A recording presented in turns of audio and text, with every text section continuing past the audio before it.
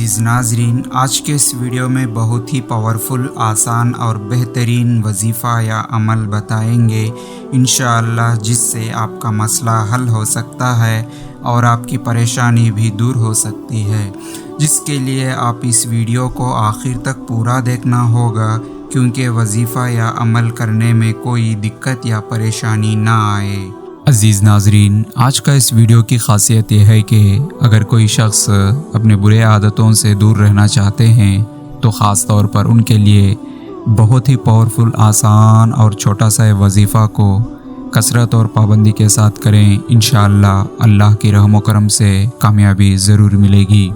عمل یا وظیفہ کرنے کا طریقہ یہ ہے کہ سب سے پہلے 11 مرتبہ درود ابراہیمی پڑھنا ہے، پھر اس کے بعد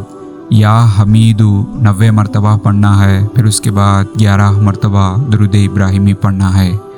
یعنی کہ اول اور آخر میں 11 مرتبہ درود ابراہیمی پڑھنا ہے، پھر اس کے بعد یا حمیدو 90 مرتبہ پڑھنا ہے، اور اللہ کی ذات پر بھروسہ رکھ کر اس کثرت اور پابندی کے ساتھ کریں، انشاءاللہ اللہ کی رحم و کرم سے مددیں ضرور ملے گی۔